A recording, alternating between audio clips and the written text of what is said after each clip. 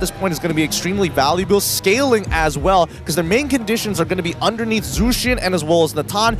Everybody else is to initiate and to slow down the pace of the game. All I'm looking out at for the side of Vamos is that they are a very aggressive team, right? Yet the way that they're drafted thus far is not necessarily super hyper aggressive or a lot of damage, right? I can understand, yes, Angela, you are a first blood queen, and if you just kind of go together with your roaming trio, which we haven't really quite seen, okay, never mind, roaming trio, Gatokacha, Angela, as well as Suyo. Angela on the CC. Angela on the CC is super scary. You could zone out the Juicin. You could take the hits from the Lantern. You could get thrown left, right, and center, and you just don't care because you're a CC. Build that vengeance or build the revitalize is really up to you. I don't know. I'm a little shaky on their overall drafts. But with that being said, that's the drafting phase. We're gonna head into the game as we throw it over to your casters. Husky, Staffa, please take it away. Thank you very much to the desk.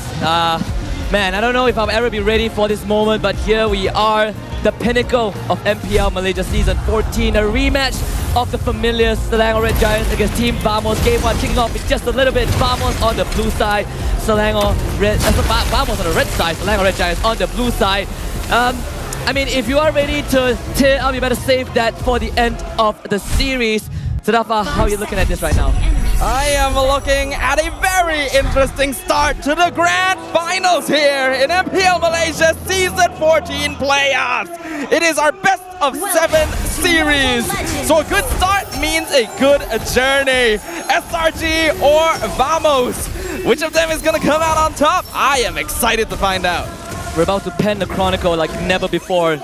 Potential for first back-to-back champions and up against the challenges.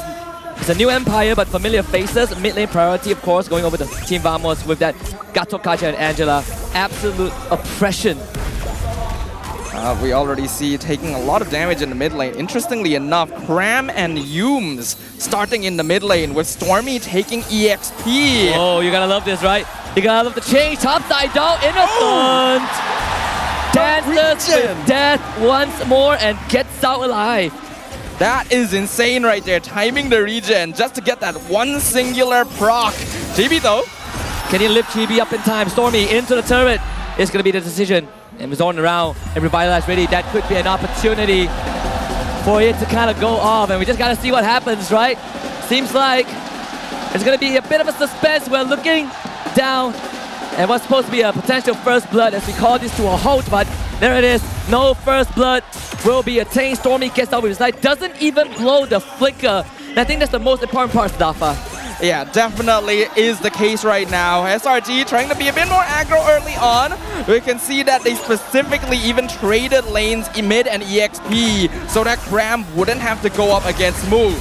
And taunt, two-man Chibi is in the vicinity.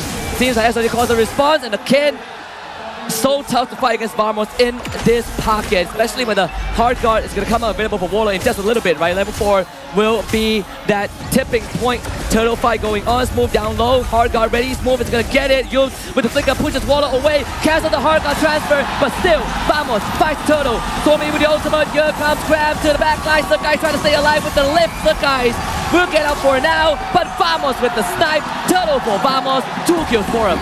An impressive play right there with Vamos coming out on top with 2 kills as well as the objective.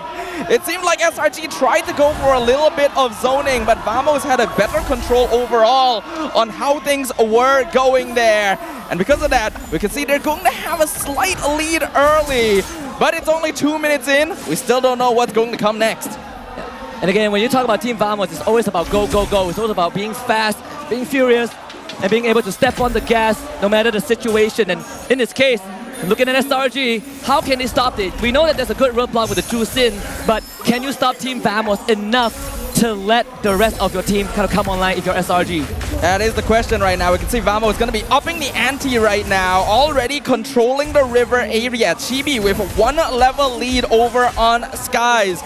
In terms of scaling, we also have to note Selangor Red Giants should on paper be a little bit better into the mid game. Vamos, they have a lot of late game scaling, but Chibi alone should sustain more than enough damage to actually take control of a lot of the DPS in the team fights. get a stalemate. Innocent once more escapes, this time haven't used the Purify. You see back coming in from Yums and Stormy, Stud guys coming in from the back as well. They need to lift Chibi up though and will not be able to do so. So once more Vamos finds to disengage. Oh, so far, so good here. Network lead still not very different between both teams. And we already know from past history that SRG has a tendency to be a little less aggressive compared to Vamos in the first couple of minutes. So as Vamos, their goal here is to maintain this control going forward and try to snowball as much of a lead as they possibly can. Only one way to find out SRG have a chance to start this fight. It's going to be Smooth being dragged back, and it's going to use the Vengeance, but unfortunately, he might just end up going down. It's going to be a tough fight though. I mean, Vamos is going to keep on going. In this case, Chibi loses his life. The Lango Red Giants finding opportunity. 4 for them. Turtle still not attained just yet, but SRG might have a chance.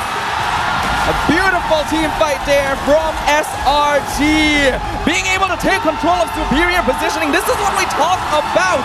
Once they find that positioning, once they find that moment, SRG has such powerful team fight capabilities with a Tigreal and a Hylos.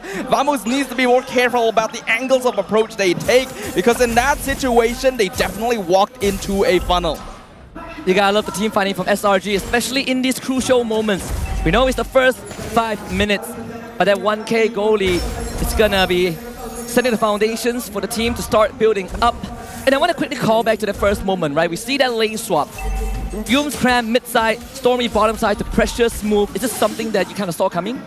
I definitely didn't see it coming, but I wish I did, because it is so smart. We've already emphasized SRG is a team that likes lane priority. They need control over the lanes to make sure that they don't get affected too heavily by aggressive early game teams. And they actually didn't have the best EXP lane matchup here. Cram is a very important player for them in order to maintain some form of early aggression and to zone out the opponents. He roams with them a lot more often compared to other EXP laners, and they cannot afford for him to be trapped in the lane with Smooth.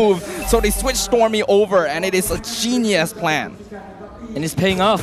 2K goal advantage. Look at jungle difference. This can be a bit jarring. Sakai's level 10, Chibi just hit 9.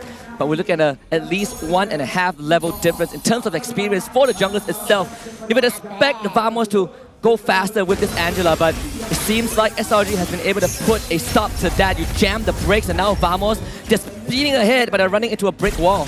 My issue with the draft coming from Vamos here is that while the Angela can combo well with Suyo and CC, they really don't have the heroes that can lock someone in place for nets. We saw the Cho 1-1 combo very frequently towards the end of the regular season because it's so easy to set up that crossbow of Tang.